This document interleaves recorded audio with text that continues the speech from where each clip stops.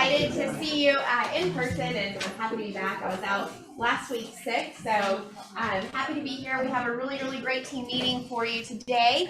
And first, I'd like to get it started with tell me something you're grateful for, or tell me something good in your world. First client's under contract. That is so exciting. Congratulations. That was your sister, right? That's a difficult client, working with family to work on another's deal, so congratulations. They're the worst. Who else? Some outside voice? I'm new to the team, and I got to join my beautiful wife. Yes. Thank you for being here. We are excited to have you. All right, we have our strategic partners in the room. Jared with the Kelly and Thor hand, welcome.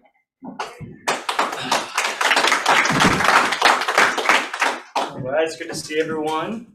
Tiff just wanted me to remind you, correct me if I'm wrong, Lunch and Learn is next Wednesday, the 28th, at noon. And of course, she's dealing with a lot of stuff in and outside of work. It's a busy time for her personally. If she's ever not available, you need something done urgently, I'm always available, guys. Thank you. Thank you so much. Joy James with Guarantee Mortgage. Thanks for being here. Morning, guys. Morning. So, guess what I'm going to talk about today? Okay, so you Tell know us some good stuff. I was going to say what's good, bad, and ugly, but yeah, it's been a rough. Like last week was really kind of easy, and it will be this week too. The Fed is meeting today and tomorrow. They will be raising the Fed funds. It's all predicted. It's going to be at least 3 quarters, we shall see. And I don't know how that's going to affect mortgage rates. There's a lot going on with bonds and the Treasury and all kind of economic stuff. So a lot of people think, because last week was so kind of crazy, that investors have already built that into the rates. We'll see. I mean, it just depends on today and tomorrow. And as long as we have inflation, I've said this since the beginning of the year, the rates will continue to rise.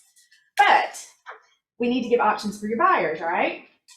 So kind of the conversations I had last week with a lot of people, because what they're doing right now, everyone's grasping for, they're looking online and they're trying to find the lowest interest rate and they're paying points, which they can do. They can do a permanent buy down, or they can do what's called, and we've talked about that a little bit, they can also do what's called a temporary buy down. And I think that's going to be a hot topic that you're going to hear a lot about. I think a lot of builders are already giving that as part of their incentives.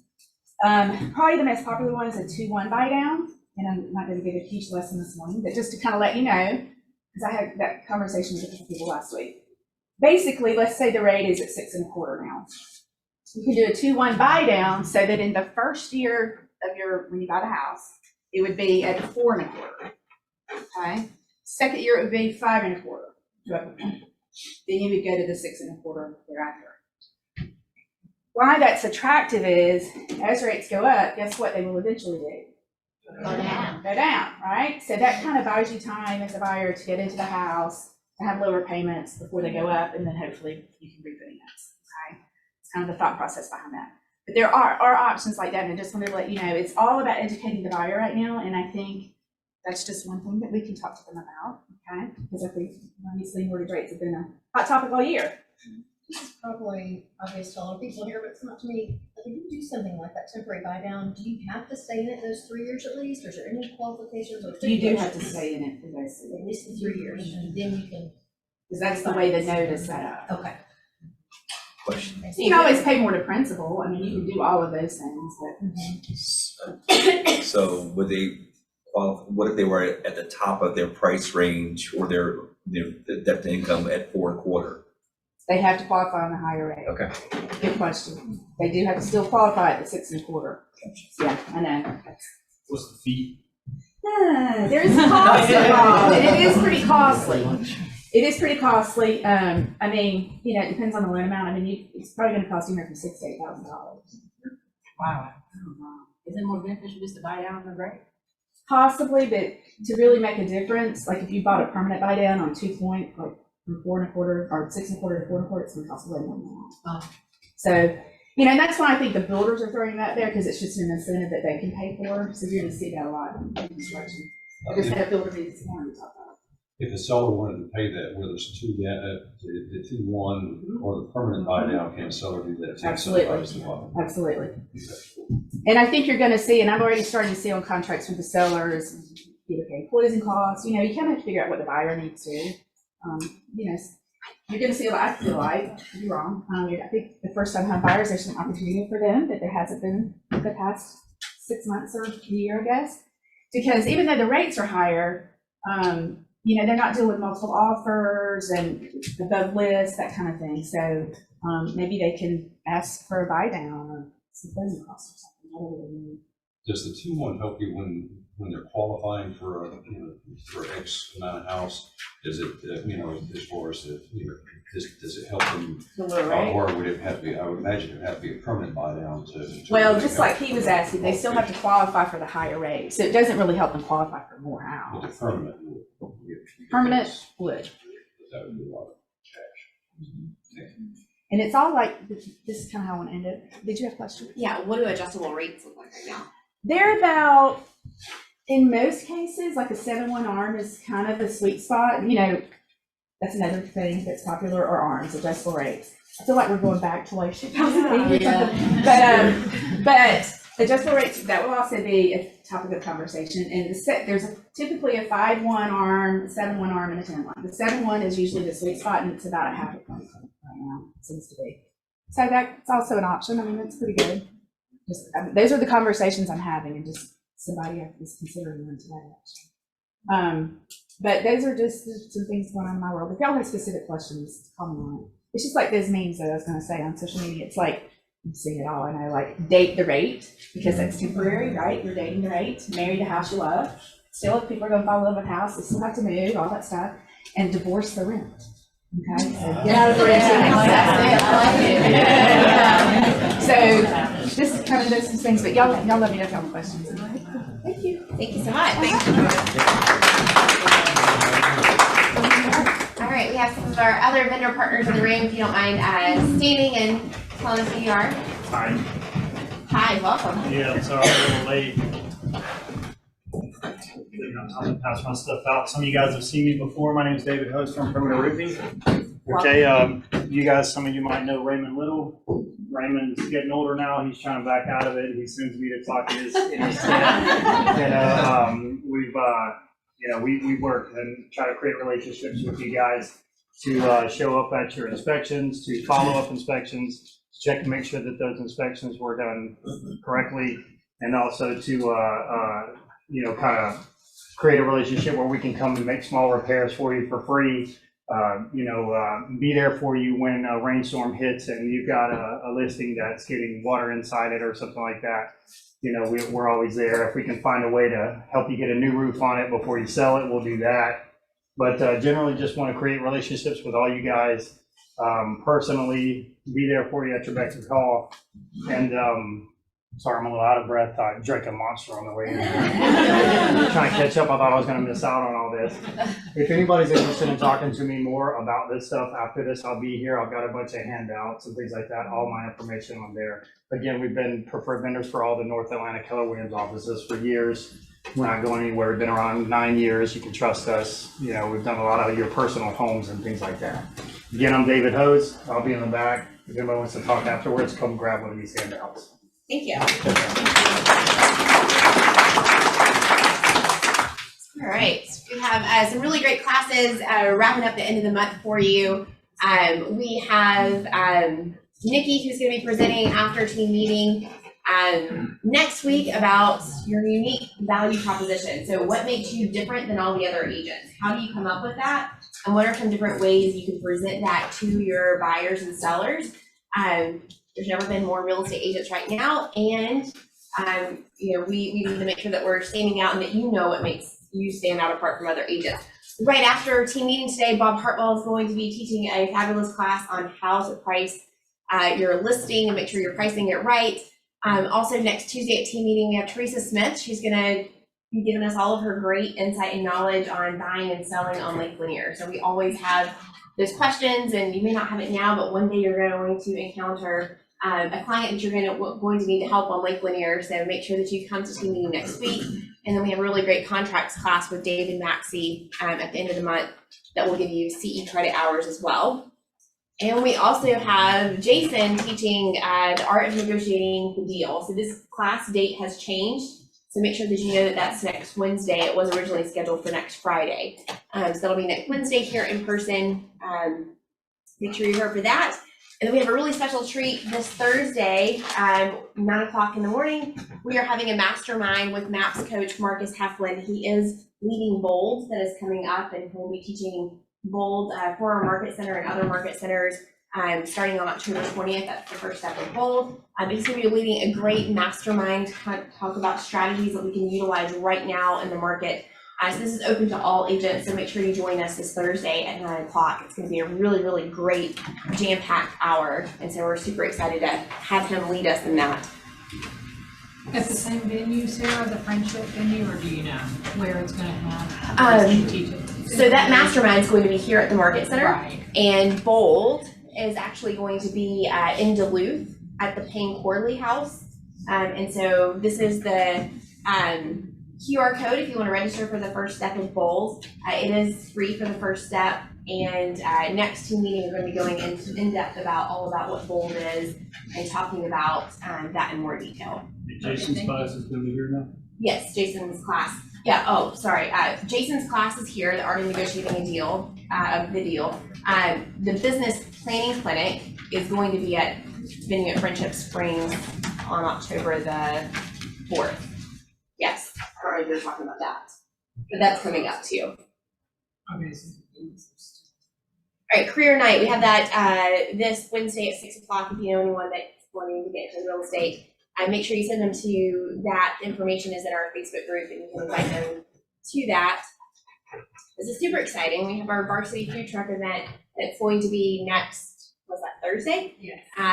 Here in the parking lot, we are capping off our productivity contest, our coming to class contest, back to school contest that we've had going on. So this is a fun event. Make sure you bring your family. So this is open to your family members as well. It's going to be here in the parking lot. We do need for you to register for that though, so we can make sure that we have enough food for everyone and that we're feeding y'all really, really well. But that will be a very, very fun event.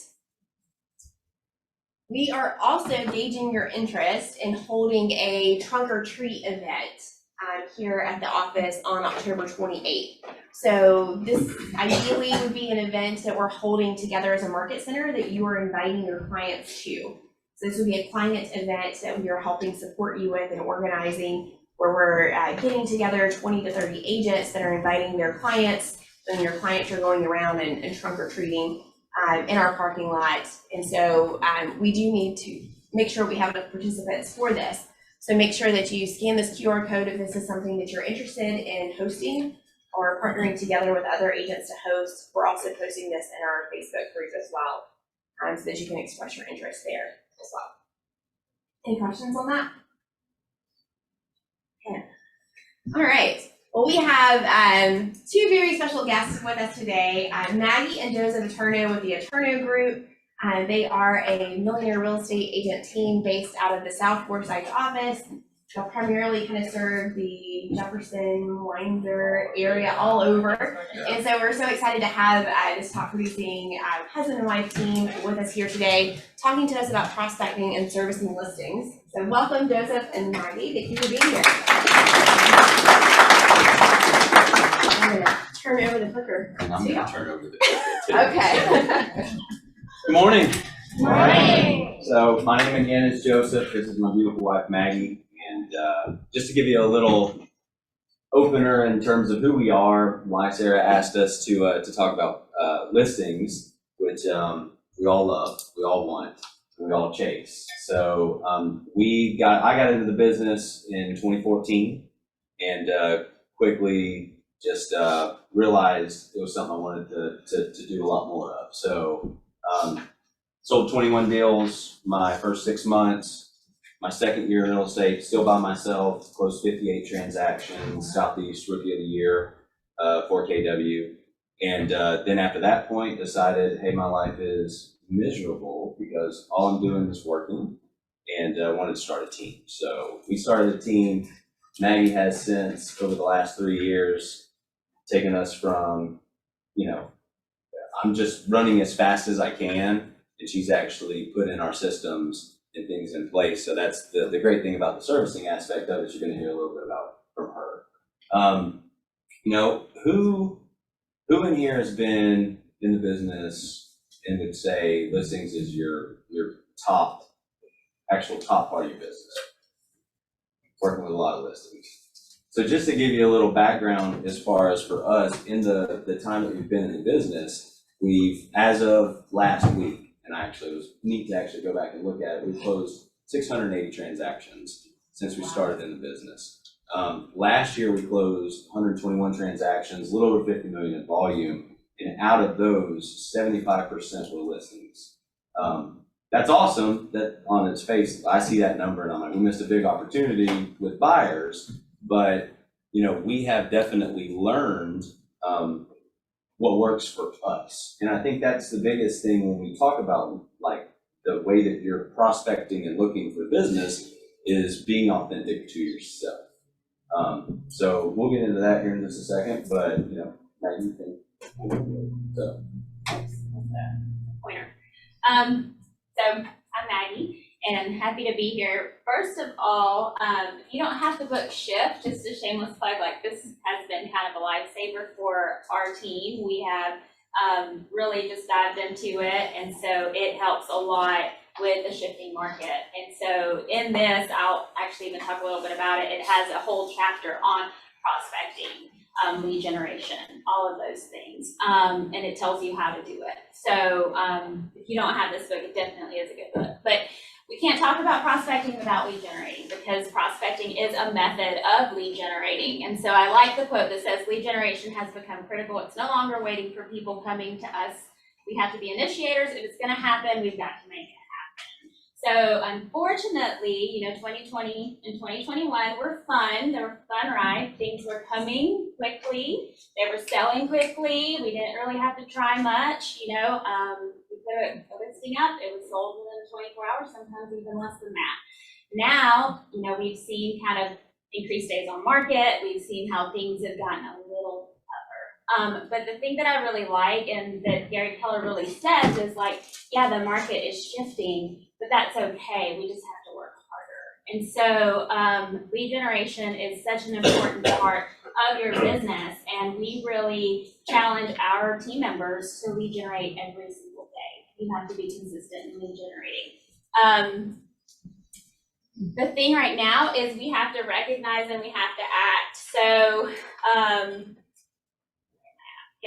So the first step to prospecting a listing is figuring out what works for your business. So like I can tell you all the methods that we use and how we prospect business, but if that's not who you are, then it's maybe not going to work for you. If you're not a door knocker, that's probably not what you're going to do. If you're not a cold caller, you're probably not going to cold call. So you have to figure out what can I do and how can I do it well and how can I do it to 120% of my ability.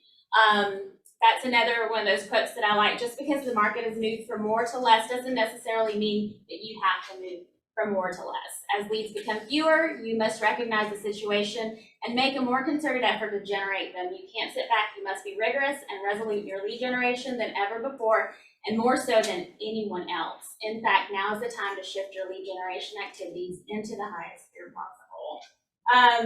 So lots of options, right, on how to prospect listings. How do you guys prospect listings? Give me a couple of examples. Social media. Open letters? Golden letters, yeah. What else? Open letters, yeah. CSOI referral. And I think there's so many options, and I kind of describe it like going to the nail salon, and guys, you probably don't relate to this, but if you don't go in there with a color in mind and the lady hands over this big old thing of, here you go, here's all the colors, like analysis paralysis, right? You're like, I don't know what to do. I don't know which one to do. And so there are lots of ways to prospect listings. And so we are going to talk a little bit about all of the ways. There's a couple of ways that at Mega Camp were given to us, which I do have the sheets of paper. You're welcome to take screenshots of after class. But basically, prospecting, it's not the method, it's the person, and you have to find what works for you. So basically, you have to ask yourself, where do my leads come from? Make a list. Like, where do I find leads? How do I get business? And basically make a list. Try to find 10 ways that you prospect your business. Prioritize them by numbering them 1 to 10 or 1 to 8 or however many you have, with 1 being the most effective. And then take the bottom 5 and completely strike through them. Quit wasting your time. If you're not generating, don't do it. You know, put your 80% effort into the top 20% that's going to generate you that business. And do that every month. Evaluate your business and say, okay, I did this many social media posts. Did I generate any business from that? I did this many golden letters. Did I generate any business from that?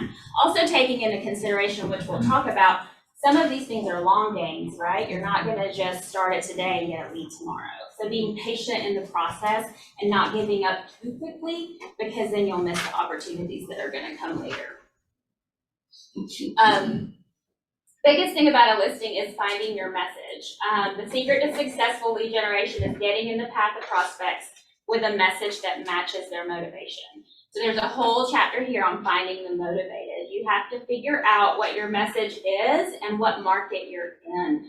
So a lot of people, like there was one example of somebody at Mega Camp that said that he does a newsletter, and he interviews the local football coach, local basketball coach of the school within their town. Why does he do that? He says, well, I know that there's parents, high school parents of high school seniors that are going to be reading these articles. I know that they may be becoming empty nesters at some point. Guess who they're going to call? So figure out your message. What kind of message do you want to portray? Is it the golden letter, but in a different way, as in, hey, I would love to buy your house. Would you be willing to sell your house to a local investor if we brought you in? Would you be willing to receive a cash offer for your house? Things like that. Find your mover. Like what is going to cause them to call you right away? So finding your message, super important in the market that you're in. Newlyweds, new parents, things like that. So this is one of the playbooks that was shown to us, and I know it's kind of small within Mega Camp, which I thought was really good. And I do have it here if you want a screenshot of it. But the reason that I chose this one is because it shows you 4 different ways of prospecting for listings, and really honestly for prospecting for business. We talk about how with lead generation, it's like a chair, and you should have at least 4 pillars. 4 ways that you generate listings. So with our team, what we do is they receive online leads. So that is one way that our team receives the leads. The second one, and I'm kind of going a little bit forward on here, but that's one of the ways. I'll save that for later. Anyways, this is one of the playbooks that we liked and that I wanted to share with you guys because we have done a couple of these and they have worked for us. Number 1 is the open houses. You know, people are coming to your open house. They don't have agents. You know, it's a great way to find those clients. A lot of people that are looking to buy, they're also going to have to sell. So getting to know them, figuring all that out, running a successful open house. I think the biggest thing on open houses is when you finally do sell the house, letting the people around the neighborhood know what you sold it for, how quickly you sold it. Of course, that was 2020, 2021. It may not be as quick now, but letting the neighborhood know. So we did something very similar to this when we actually sold our last home in 2021, actually a year ago, this month. So do you want to tell a little bit about that? Yeah, so it was funny because the neighborhood that we lived in, we had been there for a little over 2.5 years, and we had even talked about it. It was like, I really had no market share in that subdivision. It's in Jefferson where we were. We ended up selling our house, and basically I called another agent that knew they were looking and sold it to them. Top comp in the neighborhood. And then basically we took that, we went on to social media in the neighborhood, told them, hey, look, if you guys are interested, just want to let you know what we got for our house. And from that point, I was thinking about it this morning on the way over here, we've had, in the last 12 months, I've had 100% market share in the subdivision. 8 listings just from that one social media posts, just letting people know what we had done. And the neat thing is if you guys, when you go on listing appointments, it's very nice when you go in and all of your comps you sold yourself. So it just cuts right to the chase. It makes it very, instant credibility. You know exactly what you're talking about because you've done it. But you've got to pick those areas, those subdivisions, or those neighborhoods that you're familiar with that you know better than anything else, and you got to lead with that knowledge when you go and meet these people. Yeah, and also on open houses, door knocking the neighborhood and letting people know that you're having an open house, because if they're wanting to list their house, they're like, man, that agent is working really hard for their client. Like, they're over here door knocking, they're over here doing this and doing that. Like, making the community aware of like, hey, I'm listing this house and I'm working my butt off to sell this house. And I'm gonna do the same thing for you. So go into them and say, hey, when we do an open house, we door knock around the area. And so afterwards, like if you had conversations with people, letting them know, calling them back and saying, hey, we did sell that house and this is what this is the offer we got, this is the price we got once it's sold. We did postcards as well afterwards and said, just sold postcards. We did letters. After every sale, we would send a letter to the community and say, just sold another house. So just staying on top of that neighborhood that you have listings in, really maximizing that one listing and seeing if you can produce multiple listings from just that one listing. When you door knock for open houses, what does that conversation sound like? It's just a straight invite. Just want to let you know we've got your neighbor's house listed. Yeah. We'd love for you to come by if you know anybody, if you got any family or friends that have to move into the neighborhood. And No a lot, yeah. salesy, and we don't try to take that any further. A lot of times the conversation, if it leads into more, great. But the biggest thing is when we start dealing with the servicing aspect of it, letting your client know, especially right now, that, hey, I went out and door knocked the neighborhood. Our team door knocked the neighborhood for you. That's just, at least we know they're working, right? Anybody have any questions? The other one is getting a list of those expireds in your local area, compiling the CMA and the value prep sheet, and then making face-to-face contacts with 10 sellers and tour homes, establishing a timeline and following up. So FSBOs, expireds, we are getting a lot more expireds here lately. So, if you definitely don't mind getting on the phone, get on the phone. Let them know what you can do for them. Ask for the business. Hey, I saw that your listing is expired. Are you still interested in selling? Like, I would love the opportunity to come meet with you, bring you my marketing plan, let you know what I can do for you and how I can help you sell your home. So that is always a good one to go to. The next one is I really like it. I've seen success just within our agents. One of our agents, I challenged him this year to do this, and he has seen a lot of success just from him doing this. It's basically, he calls, and this is a playbook, and so if you're sports minded, he basically, like the first one's neighborhood blitz, second one's the 2-minute drill, and then this one's the Hail Mary. This one is 5 personal contact reach outs per day referencing their posts. This is on social media. 5 comments left on social media posts that ask a question, so it gets them to talk back to you. 5 direct messages that reference a specific post, so like if they had a baby shower, they had a birthday, like comment on all the comments, but then go to direct message and go, hey, I saw it's your birthday, happy birthday, I hope you have a great year, or whatever. And then 5 comments made with specific real estate groups and pages, 5 new social media connections, and this is a week. And then additionally, you can make 5 posts per week, and one should be a live video.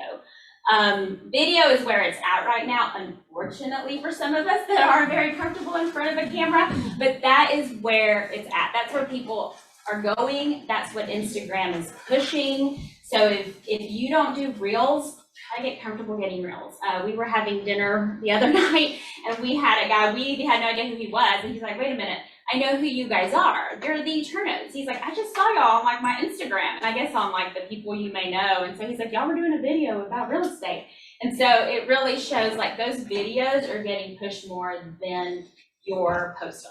So Instagram works really hard to hide your stuff. So you have to work extra hard, especially right now. They're saying that you have to almost do 10 times more than you were doing to even be seen on social media, unfortunately. On our personal pages, we do the 80-20 rule, 80% life, 20% business. On stories, it's all business as much as you can make it. So post-wise, make sure you're putting in some family in there. You want to be someone who they can relate to, things like that. And then on stories, make sure you are sharing your listings, sharing what you're doing on your listings, like sharing yourself going, knocking on doors, or, you know, things like that you do for them. So that one's a good one also. The next one is the full contact. It's the audible. 50 text message conversations, 50 social media conversations, and 100 voice conversations. Yeah, that's a lot. And so we tell our agents you can work yourself up to 100. I think a lot of them are, we have one agent that does get 100 a week. He's a brand new agent actually. And so he has gotten, the last 2 weeks has gotten 100 conversations a week.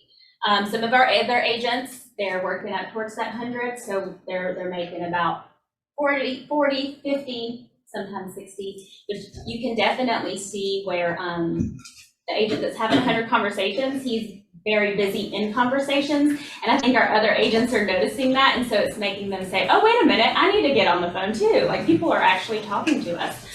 So anyways, the conversations and the face-to-face is also very important.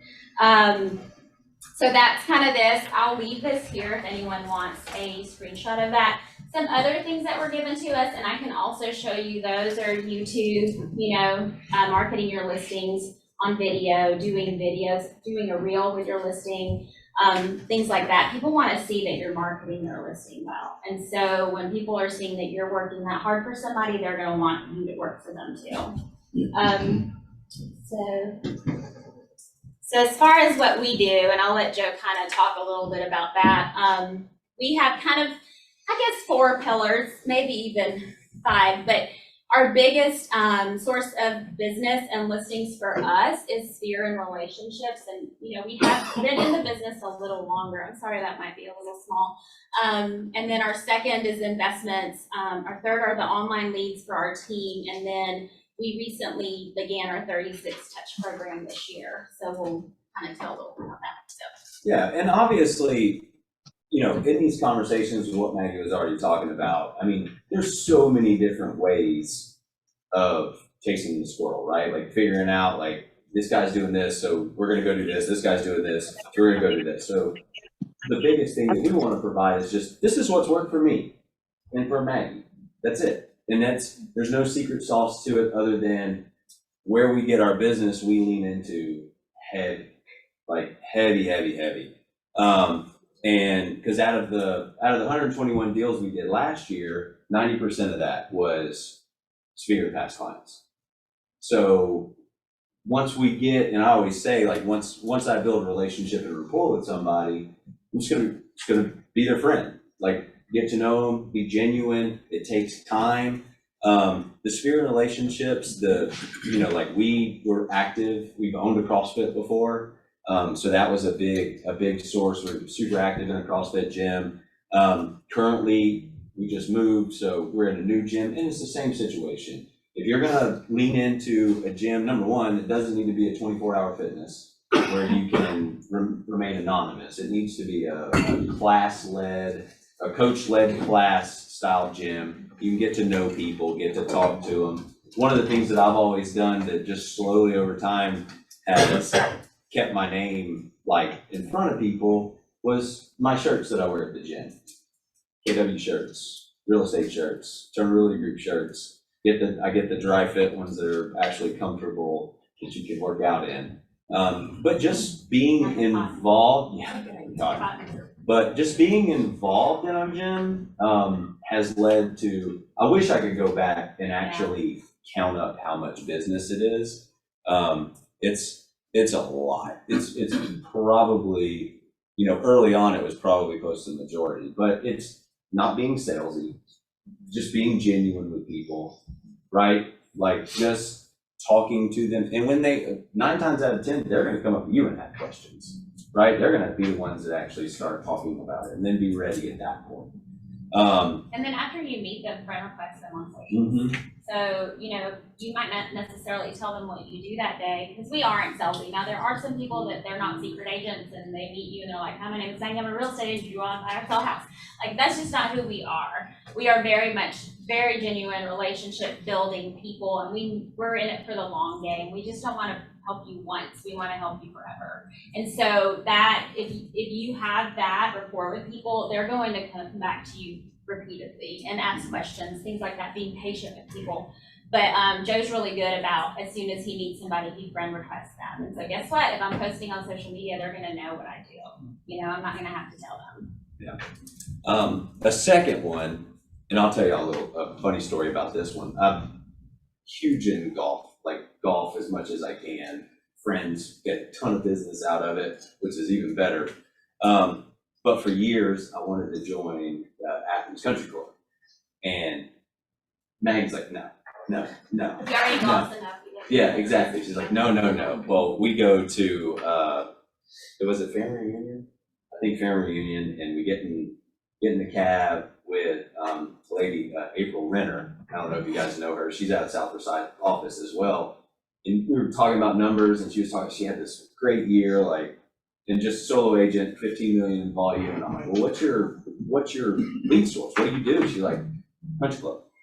And I was like, sold. We can go back to the airport, we can get on the plane, we can go home. I looked at Maggie, I'm like, got it, got what I needed out of it.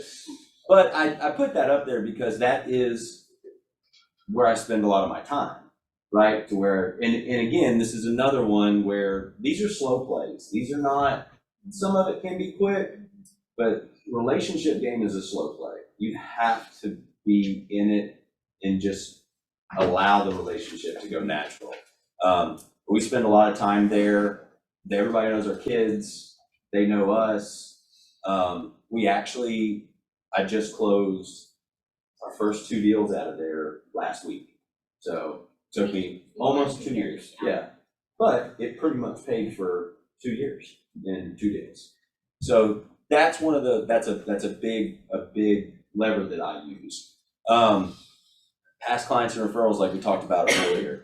Guys, a 36 touch, and I would probably flip it to where 36 touch would be, even though it's finally like a defined system that we've worked on, that Maggie has like killed, our director of operations, she's doing great with it.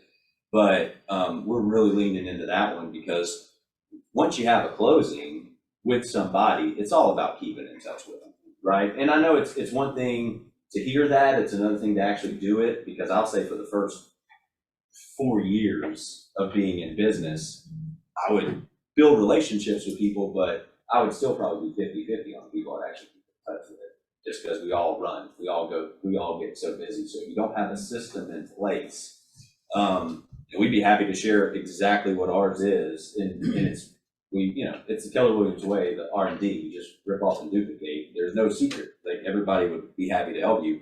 But once you have their information, you have the relationship, you have to stay in touch with them. You have to put it somewhere. If you don't have a database, like, do that today.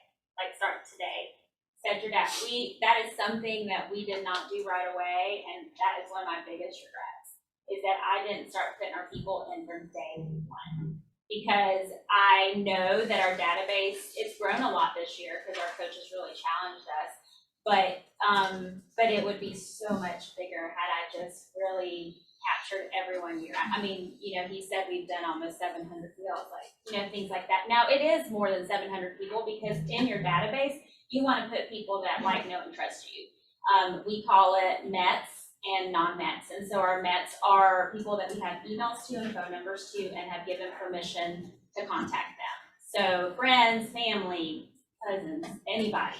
Like, put them into your database and develop a plan to stay in touch with them, which we'll talk about. So, attending social events. One of the things I always say is, and especially to our team, you have to be in the way for good things to happen. If you can't, and especially coming off of COVID and the life that everybody was kind of living, to where everybody was isolated and kind of locked up, but being in front of people is the way you get business. There's no trick to that, right? You have to, we're in a people business, relationship business. So you have to, when you get invites to family events or friend events, parties, even if you don't want to do it, you just rather stay at home and, and hang out on the couch, you gotta be in the way. You gotta be in front of people. We make it a big point to not only attend stuff, but also host stuff. Try to keep our house open to friends and people that we're, just hanging out with. Again, non-business way. And that's what's so crucial about it. Again, if you go a relationship route, the business just happens, right? The relationship is what you work at, you like people, you hang out with them, and then the business just is what follows. Church for us is a big one. Just being involved, again, there, just being active, getting to know people. So as far as that's spirit relationships, again. And I have one more thing, sorry. Go ahead.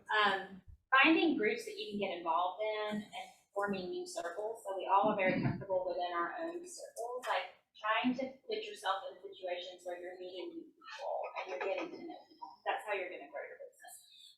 Like I challenged one of the girls on our team this year. She loves social media, but I was like, all right, you've got to pick something other than just social. Like we've got to branch out a little bit. And so I kind of asked her, I was like, what do you like to do? She likes to read. I was like, well, join a book club. In 2020, a friend and I started a book club in the neighborhood, and really didn't think of it as business-wise, but ended up getting 2 deals from that book club. Didn't really think about it, didn't even try to do the business-wise. It was just something that I went to and that I got to know people from, things like that. But she started a book club this year, and she's had a good outcome. Also a slow go, but knowing, like, getting yourself in front of people. So figuring out what is it, go to the gym or, something new that I can do where I'm going to meet new people.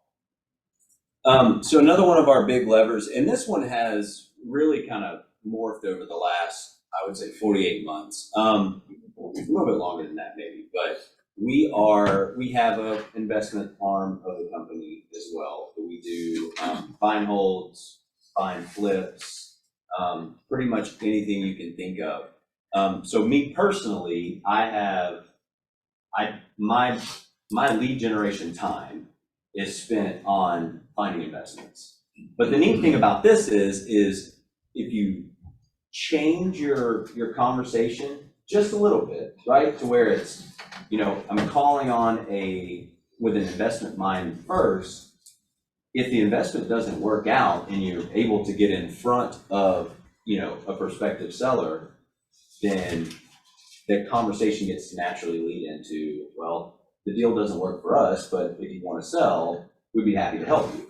So as far as cold leads, that's where I spend most of my time. We did, last year we did 16 flips, some in South Carolina, some here, and a lot of them were self-generated.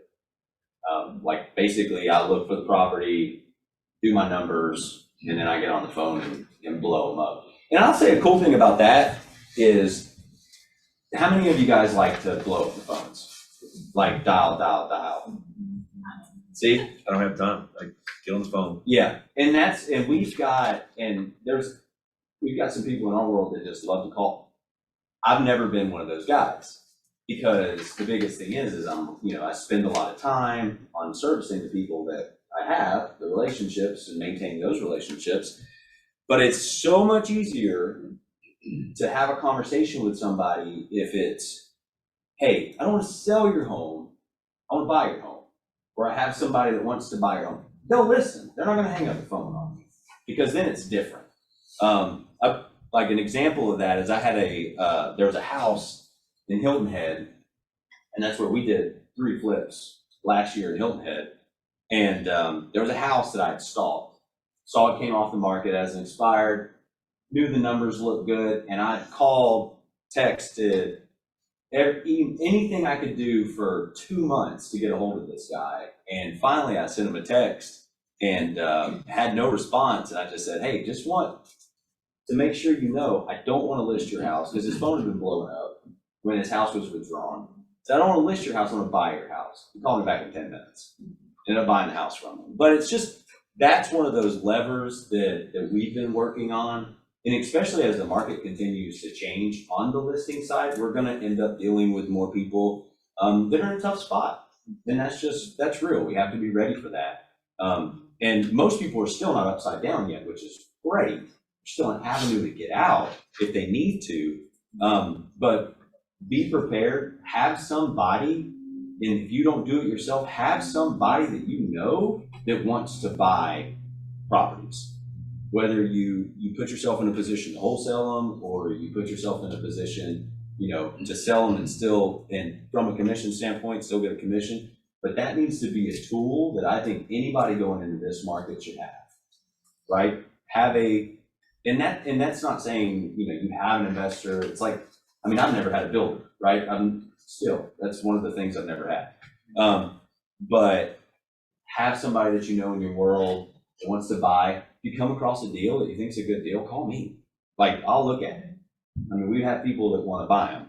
So that has become a huge lever for us. It's also a mind shift where basically, the saying's always been, list to last, right? Have you guys heard that in KW? That's kind of one of those things, right? Leads, listings, leverage. That's another big KW motto, but changing your mindset to list last, right? To say, like, can I wholesale it? Can I hold it? Exactly. Can I sell it? Like things like that. That's been something that for us has generated some good business.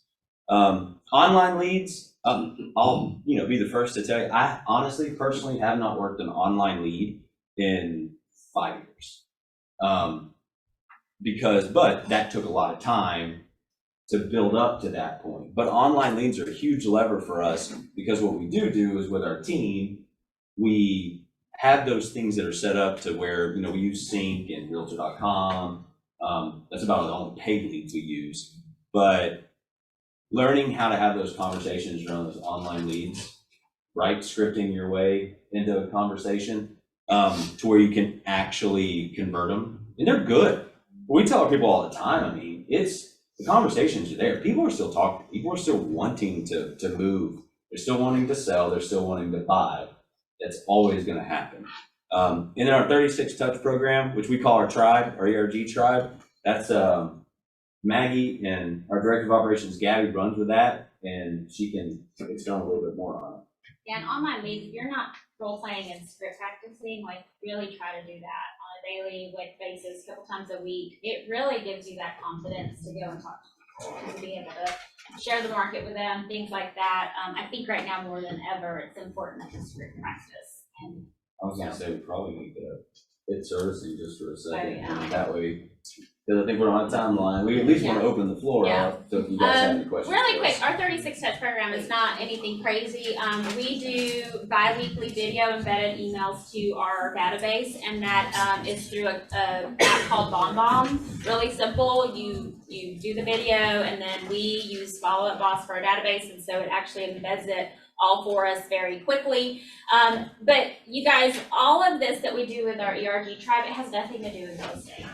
Nothing. It just has, we're just loving on people, giving them information. We are kind of like the experts of the community or of where we're at. So it is basically loving on your people without even really mentioning real estate. And that's the 36 Touch program. And yeah, every now and then we'll feature a listing, things like that, because we still do real estate, right? But most of our emails and most of our videos, they don't have to do with real estate much. And then, so one of those bi-weekly, so the first bi-weekly is just normally it will announce our giveaways. We do giveaways and events. And so that first email will, like we did, last week we did an email and it was announcing our event for next month, which we are hosting mini professional photography sessions for our database. Are you people who call bi-weekly twice a week or every other week? Every other week, Okay. yes. Yeah, that's better, because some months have to, yeah. And so, so anyway, so we basically said, hey, we love you guys, we're so thankful for you. We want to give you a free professional mini session with a professional photographer. And we simply emailed, we have 36 slots available, and we have had already 12 people sign up without even contacting them. So the next step would be to call the database, which we're doing this week. So people are actually reading the emails, so that's pretty good. It makes you kind of like, oh, I did it for a reason. And then normally at the very end, the last Friday of every month, we have started spotlighting a small business in our area. Y'all, small business owners love the support. So if you can love on them and really help them or something, like, they will love you back. And I mean, it takes a lot. We've been small business owners for a long time. We used to own a locksmith business years ago. And so they want all the advertising they can get. And so just the fact that you want to spotlight them and find out their story, like, we've seen a huge, just people like, thank you so much. And what's really neat is we just started this year, and the very first business we spotlighted, she actually called us, and we are listing her house and we're buying a new one. So it was kind of cool. We're like, oh, that's really cool. So really loving on those small businesses is a great way. And then, like I said, the giveaways and the events. And I don't know, Sarah, if I click on the link, will it go? Yes. It will. Do you want to click on the link? I haven't used a mouse and. The mouse will be on the screen. Oh. Is it? Yeah. It won't show up. Uh-oh. I will.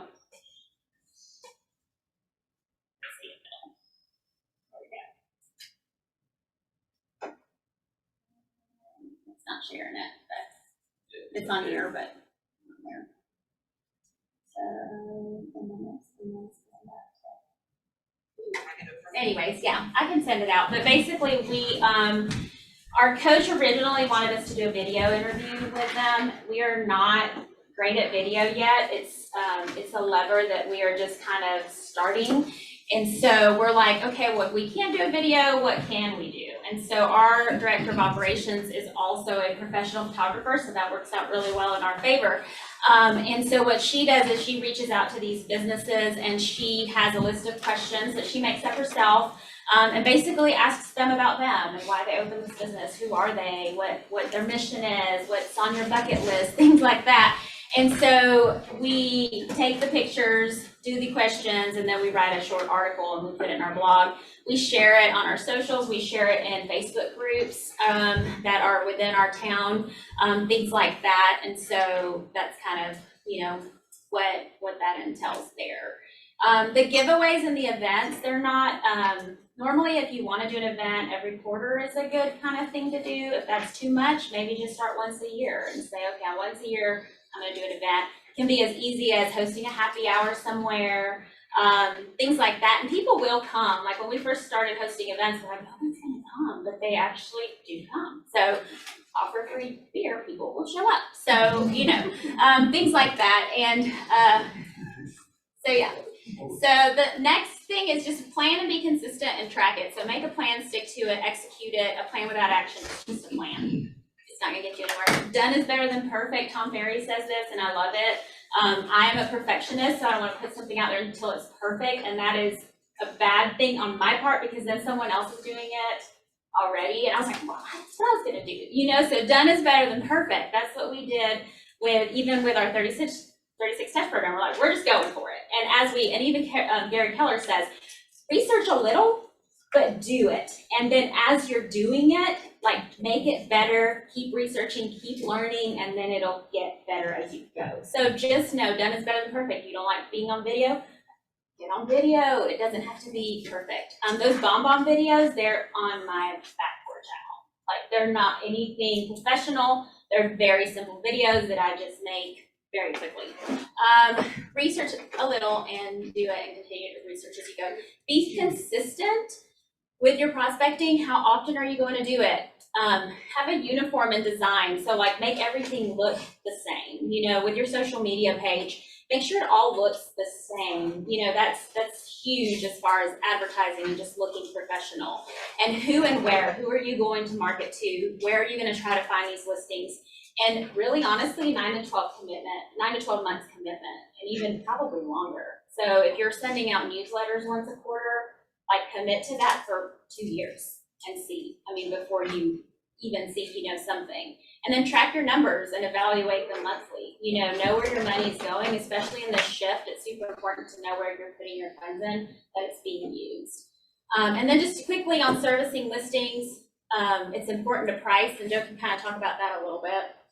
Oh, yeah. Well, I mean, I think the biggest thing, and I think we all know this and have seen it, the amount of reductions that are up, the amount of days on market that are up, you have to know, like, it's almost like you have to predict the future a little bit, right? You have to be ready to explain, to set the stage, to set those expectations. I know that's part of it as well. But pricing is, this is not a market where you're gonna throw it up on the wall and see what sticks, that we all got to enjoy for the last couple of years. Know exactly the conversation around it. And then what I'm doing right now, and this is just, again, this is me personally, I'm comping it, and then I'm saying, okay, well, let's back up 6 months. Because you need to be ahead of what's coming. We're not going to give it away, but at the same time, we're not going to overprice it. Because again, you have to know your market, your area, and you have to be the absolute expert when you sit down with these people. I've always been an oddity when it comes to my listing presentation, because my listing presentation is literally, has always been, and I've got and I sit at like a 95% success rate and conversion on my listing appointments, but it is just, it's nothing but market, over explaining exactly why we're pricing it the way we are. Leave zero, don't allow the client to lead the conversation for you. I never ask what you think of the price until I've already told them what I think it should sell for. That should be the very last thing. You can have a conversation, well, what do you think? What do you, where do you think it should be listed at? And you can go backwards from that. Oh man, communication.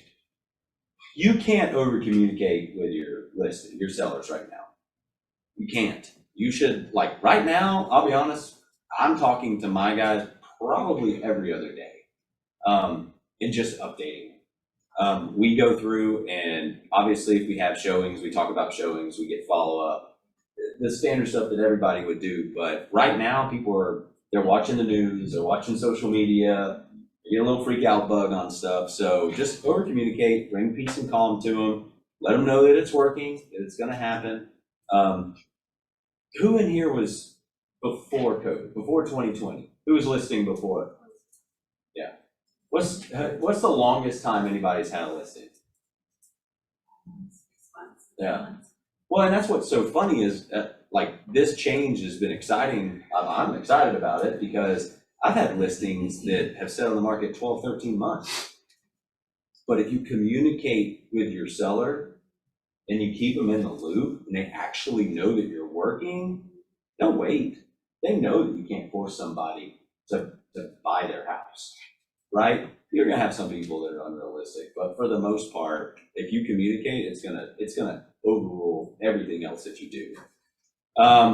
Question, what does that communication look like when you haven't had any showings and Yeah. you know that you need to call them, and so what are you talking about? So number one, it's just checking in. And I think telling them, hey, we don't have anything is communication in and of itself. It might not be what they want to hear, but it is telling them something.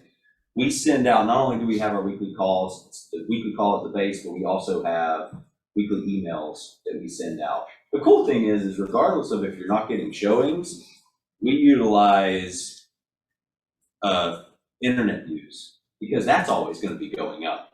And I've noticed too, since we just have within the last, month and a half, 3 months or so, re-put this back out there because days on market are up. You have to be able to talk to people. But Zillow views is neat because now my conversations are we saw your email. It's cool. At least, we're getting, our Zillow views are up 200. That's awesome. Haven't had a showing, but that's up. Our saves are up. So, and then we let them know, you can't, in a world where, we're coming out of where we can just put it on the market, put it on MLS and it's gone, to actually having to work around your listings and service your listings, we tell them what's coming up. What are we going to do next? What's our plan? What's our conversation? This is what we're working on. We're putting this out. It's not for an open house. We're not going to do a reduction. right away. And side note on that, one of the best practices that you can have with your sellers right now is just breathing calm into the situation. Like, hey, we've been on the market 7 days. We've had a showing. Do we need to reduce? Oh, no, just wait. This is the way it used to be. It actually takes time, right? So being able to like have that plan and set those expectations on the front end with them is massive. Like to sit down with them and let them know, hey, look, we'll know in the first 7 to 14 days where we are. After that, around day 21, we'll talk about a reduction. You know, we're not going to do that until day 21. So and also at the table when you're presenting your listing, doing your listing presentation, going ahead and writing in reductions is really big right now, and putting that in the contract so that at day 21, if they have zero or on whatever many days they have zero showing, zero offers, you just go in there and you reduce it automatically, and you send them an email to just reduce for the contract. And so that really helps because I think it prepares their mind to be okay with it versus coming at them day 15 and going, we've got to do a reduction. And it's like, at least they know that first, even that second reduction, they know, okay, well, this is where we're looking. So it has a plan in place. And right now it's massive just to set realistic expectations, right?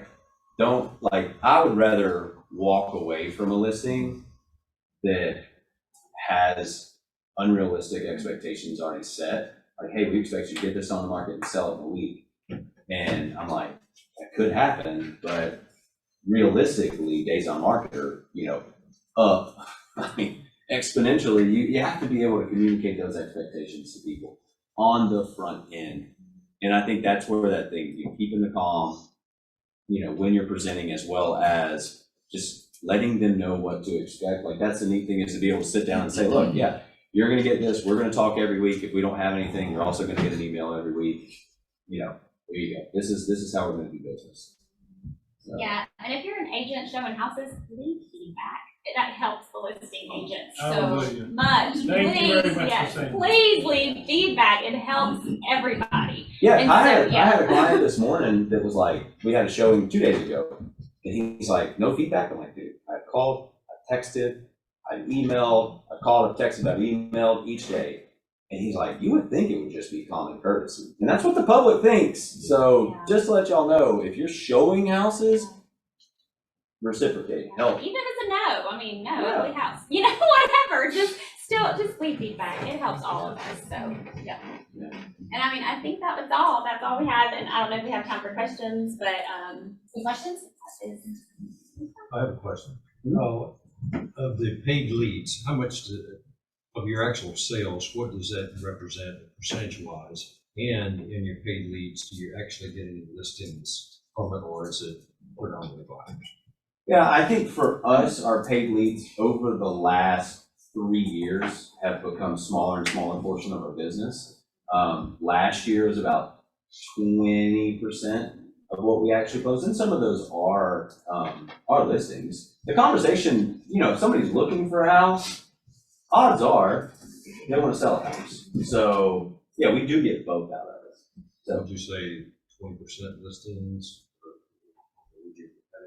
I would probably say they're more like 30 to 40% listings, 60 to 70% buyers.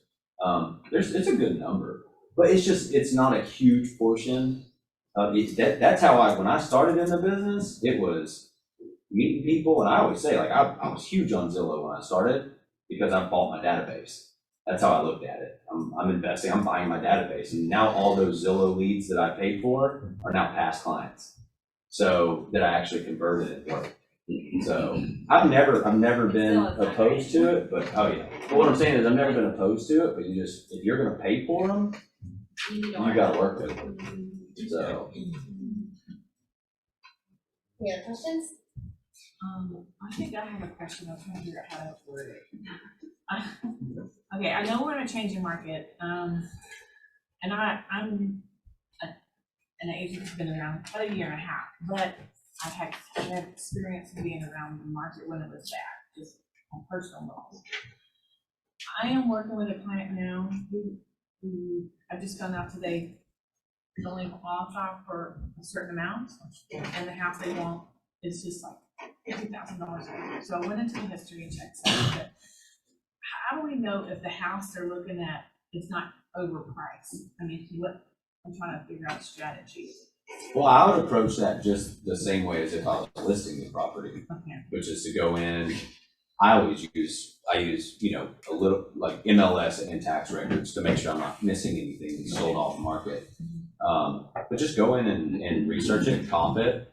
I've always Because I know been. when you're coming out of a market where everything has been just skyrocketed, and, you know, but as a seller, I mean, you still wanna you still wanna keep your house where it should be, so I just wanna make sure it's really not overpriced, but I just wanna grab onto everything. Yeah, it could just be timing. Like it could be, you might make a low offer now and it not stick, but if you stay and you watch the property, if it gets reduced again, you allow time to fix that. If it's worth 50,000 less. Yeah. You know, that time is your friend as far as that goes. And just real quickly, when you say in the listing presentation, you recommend the pricing, you don't give an exact, you give a 5K range or a 10K range they can. Yeah, so I can unpack that pretty quick. I'm really big on explaining the difference between a market value approach as well as an appraiser approach, right? Like what, because I want to present that this is what an appraiser is going to do. Because it's one thing if I can get you a contract for 500,000 and your house is only going to appraise for 4.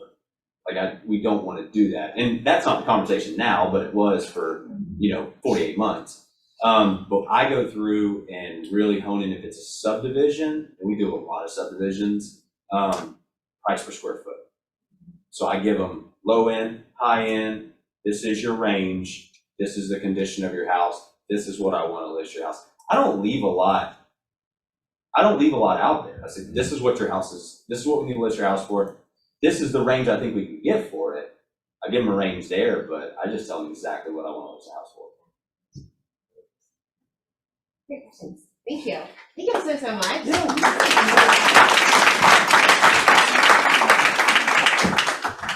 All right. We have lunch. Right before we get to y'all, I'm going to share our video, of our awards, and then we'll come back to this. Sorry. Thank you. Turn this up.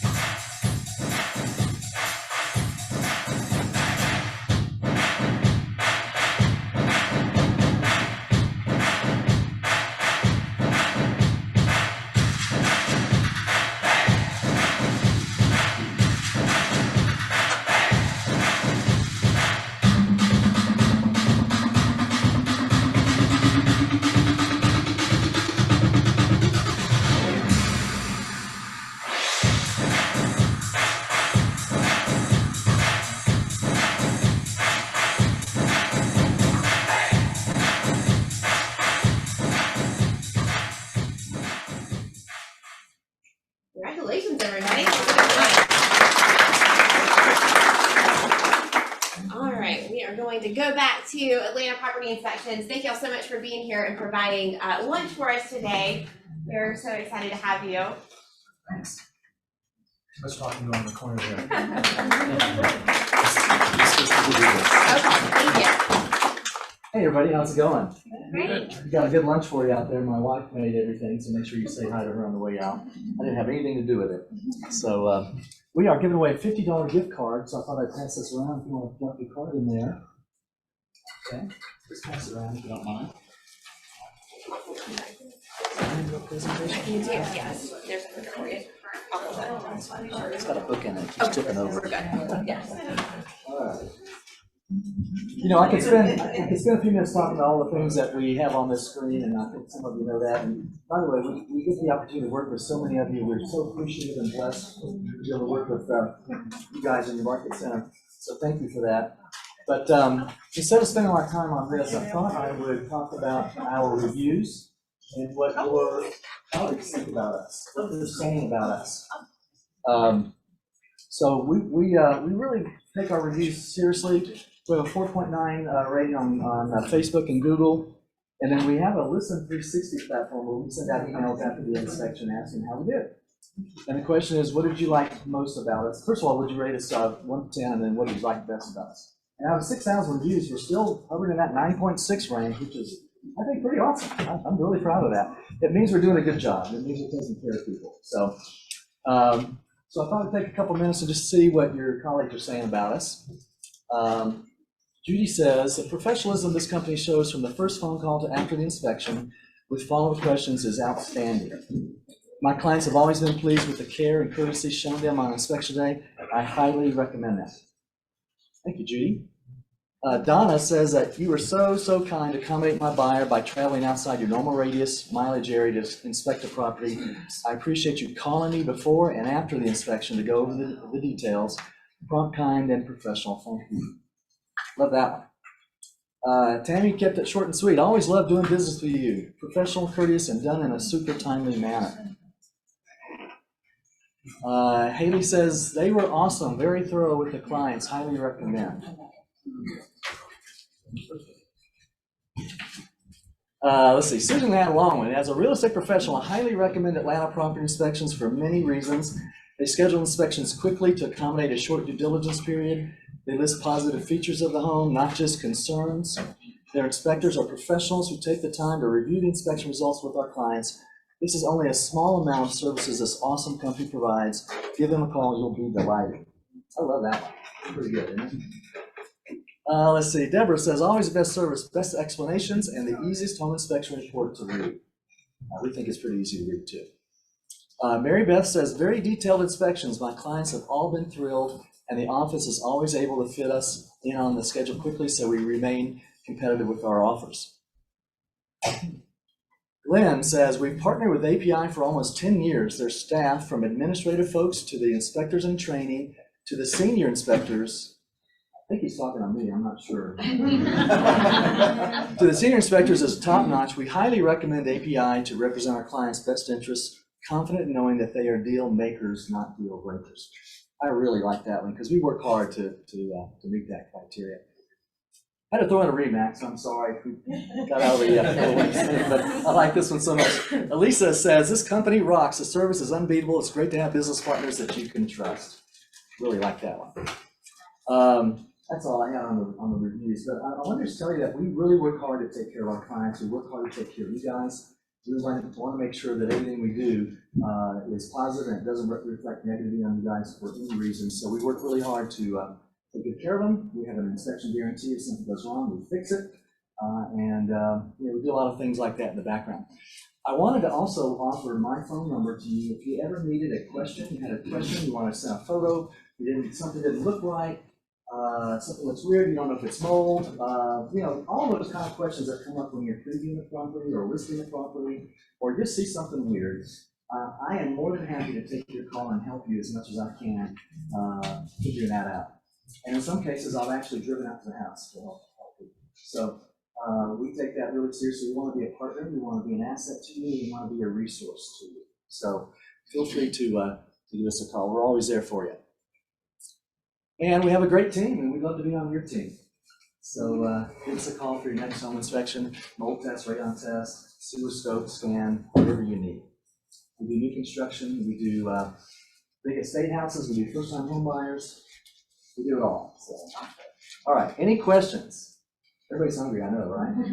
I'll just give you a shout out. Yes, sir. Thank you, Bob. Frank has done 2 of my personal houses because I trust him that much. He's my go-to guy. He's always been awesome. He doesn't put people out. So these guys are Thanks very much. and Rita really makes it good. That's right. Very excited. She's what makes everything work here. I was trying to get next. All right. I was trying to get next portion. All right, ready for the $50? Let's see what we got here. Oh, good Lord. Karen Allison, where's Karen? All right, Karen, we're giving you a $50 gift card and also the shift book. I know a lot of you might read this. It's a great read today, just as it was when it first came out. So, congratulations. Thanks a lot. Thank you, everybody. Thanks, Frank. All right, we have our on-time drawing. The last 3 numbers are 882. There's $25 gift card from Contractors Best. So congratulations. All right, we have a wonderful lunch out there for you, and don't forget that starting here in the room shortly is Bob Hartwell's pricing course, so make sure you stick around for that too.